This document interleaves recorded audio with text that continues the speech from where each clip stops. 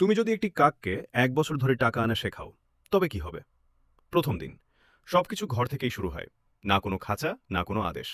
কাকটি শুরুতে চকচকে জিনিস নিয়ে আসে, যেমন চাবি, ফয়েল পেপার বা আবর্জনা। তুমি তাকে কোনো প্রতিক্রিয়া দেখাও না, কোনো পুরস্কারও দাও না। তারপর একদিন সে কাগজের একটি টুকরো নিয়ে আসে, যা আসলে একটি নোট। তুমি চুপচাপ তার জন্য খাবার এগিয়ে দাও, এবং সে বুঝে যায়। সপ্তম দিন সে আবার টাকা নিয়ে আসে। তুমি কিছু বলো না, শুধু তার জন্য খাবার রেখে দাও। এখন এটি একটি অভ্যাসে পরিণত হয়েছে। ৩০তম দিন এখন একটি কাক থেকে ৫টি কাক হয়েছে, আর ৫টি থেকে হয়েছে ২০টি। তাদের কোনো আদেশের প্রয়োজন নেই, তারা শুধু একে অপরকে দেখে শেখে। ৬ মাস এখন তুমি আর তাদের ট্রেনিং দিচ্ছ না, বরং তুমি একটি সিস্টেম চালাচ্ছ। শত শত কাক, কোনো পরিচয় নেই, কোনো সন্দেহ নেই।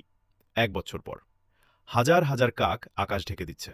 তুমি টাকা দিয়ে ধনী নও, তুমি ধনী হয়েছ তোমার নীরবতা দিয়ে। আর সবচেয়ে ভয়ের ব্যাপার হলো, তুমি তাদের চুরি করা শেখাওনি। তুমি শুধু শিখিয়েছ কোন জিনিসের ওপর পুরস্কার পাওয়া যায়। বাকিটা তারা আমাদের দেখেই শিখে নিয়েছে।